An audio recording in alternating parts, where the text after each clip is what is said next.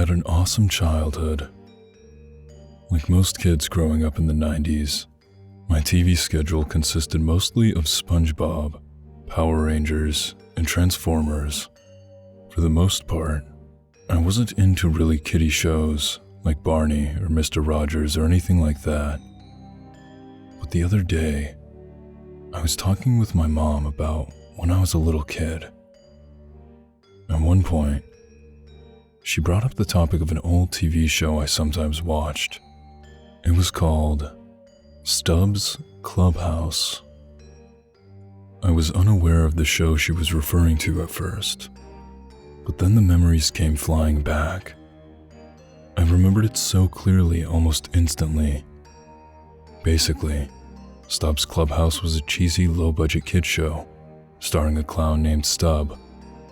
He had a rainbow-colored jacket, a hat, and if my memory serves, he wore black pants with stars on them. The show was kind of a rip-off of Pee-wee's Playhouse. Even I, as a young kid, could tell that. Basically, Stubb lived in a big clubhouse, which strangely enough, looked just like a normal house. I assume that was due to their low budget. Stubb had a group of friends who lived in the clubhouse. I don't remember much, but I vaguely remember a poodle and a man in a really badly made elephant costume. Like I said, I don't remember much about the show. I didn't watch it very much, mainly for two reasons. One, it aired at a very strange and late time, around 10:30, which is bizarre for a kids' show. Two, it only aired on a really obscure channel called Channel Bebo, which only aired shows for about 3 years. Then, the channel was shut down for unknown reasons. The only other thing I remember about the show was the theme song was sung by a woman who sounded like she was half asleep while singing it, and the background music was played entirely on a xylophone. In around November of 2006, I had just turned 14. This was a few days after the conversation with my mom, and I decided to treat myself to a little trip to Half Price Books.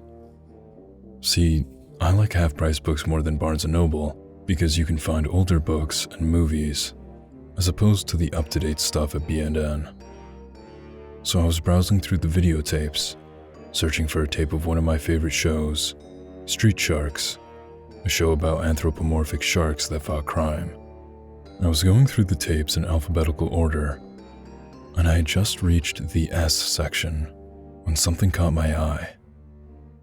It was a tape labeled Stubb's Clubhouse. The case had no logo or picture to indicate it was Stubb. It was just a plain, bland case that had a piece of tape on the side with Stubb's Clubhouse written on it in black Sharpie. I was still kind of curious about this show that I'd barely remembered. And plus, I couldn't find Street Sharks, so I decided to buy Stubb. It was pretty cheap, even for a half-price books tape, being only 75 cents. But hey, it was a bargain. I took it to the checkout counter. The woman working there looked at the tape and then stared at me. She timidly asked, "Are you sure you want to buy this tape?" I politely said yes, and she rung it up. I went home, got out my VCR, and hooked it up to the TV in the living room, where my 6-year-old sister Emily was playing with Barbies. She asked me what I was doing, and I told her that I had gotten a tape at Half Price Books that we could watch together. I put the tape in, and the standard copyright infringement warning message came up as usual.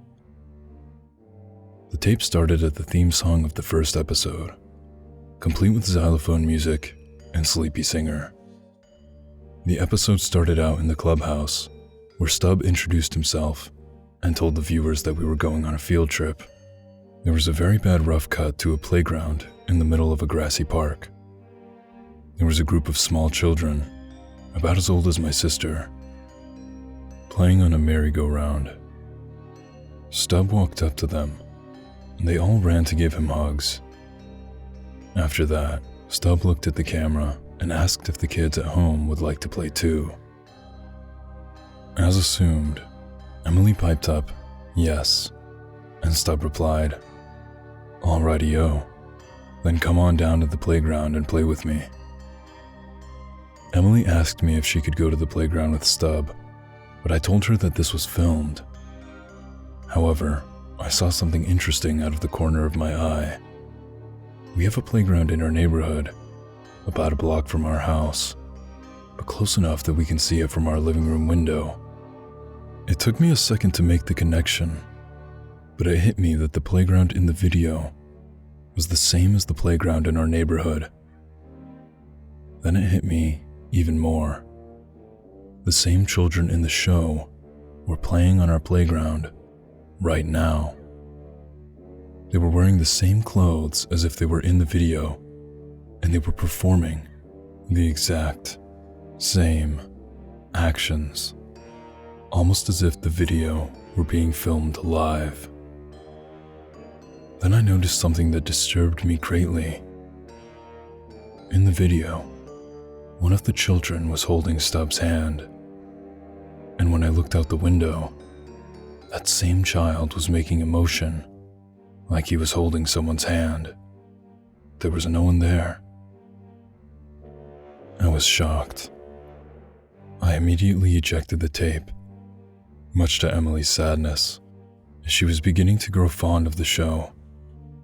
I took the tape and threw it in the garbage.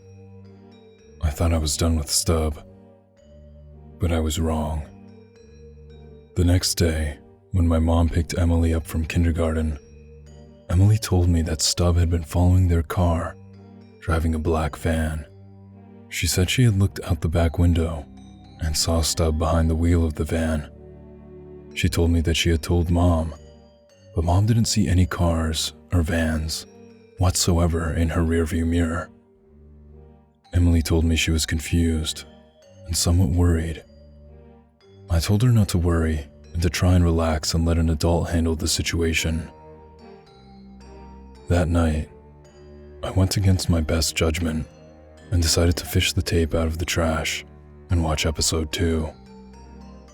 The theme song started, but something was wrong. The xylophone was very distorted, and the woman's voice was a lot deeper and a bit messed up as well. The title came up again, and the colors were more dull, being composed of shades of brown and gray, rather than the usual bright red and yellow. I decided to brush it off as a messed up tape and continued watching. It roughly cut to a still image of Stubb staring at the camera. After a while, I realized that it wasn't a still image. It was a video of Stubb, sitting motionless and staring directly at the viewer. Stubb would periodically turn his head as if cracking his stiff neck, but he would never blink. He did this the entire episode, which lasted around 20 minutes. Right before the episode ended, Stubb closed his eyes tightly while still staring, and then opened them to reveal pitch black eyes. Nothing but inky blackness within his sockets. Suddenly, the tape cut to a picture of a house. My house. I frantically ejected the tape once more and stuck it in a drawer. I looked out the window at where the cameraman would have been, but there wasn't a trace of anyone there. I tried to go to sleep that night, but I just couldn't. I ended up sneaking downstairs in the middle of the night and sitting in the kitchen with the light on and a huge supply of caffeinated drinks. The morning soon came, and I was safe for a while. Unexpectedly, the rest of the day went off with no strange occurrences. Emily didn't see Stubb following them in his van, which was an enormous relief and a bit of hope that this might be over. But that night, I woke up in what could be described as conscious sleepwalking, meaning I got up in the middle of the night and did something while being fully conscious and aware, but still drawn to do the thing by some urge. I subconsciously took the tape from the drawer and placed it back into the VCR. I sat down on the couch and suddenly awoke from my sleep. I noticed I was on the couch, about to watch the tape. I wanted to take the tape out and go back upstairs, but a strange urge, or force, told me I needed to watch the final episode. Episode 3. The opening started, and this time, it was totally different. The xylophone had been replaced with a loud banging, and the voice had now become a deep demonic sounding one, singing lyrics in a language I couldn't understand. The title came up, and the title card looked like it had been slashed by the claws of a large animal. When the episode turned on, Stubb was sitting at a table with some children. He asked the children if they wanted to play a game, and they eagerly said yes. Stubb reached under the table and revealed a large carving knife. He asked one of the children to place their arm on the table. A small girl did, and Stubb asked, "Tell me how it feels." He then began to slowly slice a thin layer of flesh from the girl's arm, like he was peeling a potato. Blood immediately began to flow, and the room was filled with the sounds of the girl's screams. The other children didn't run. They just watched, calmly, as if they wanted to actually see the rest. He asked the girl, "Doesn't it feel happy?" Stubb continued to slice layer after layer of flesh from the girl's arm until he hit bone. The girl was wailing like a banshee at this point. The girl's arm was drenched in blood, which had spilled onto the table and created a puddle on the tabletop. Stubb started laughing in a happy, clown-like way. The video ended, but cut to another video. It was a video of Emily's room, right now. She was sound asleep, standing over her bed, and looking down at her was Stubb.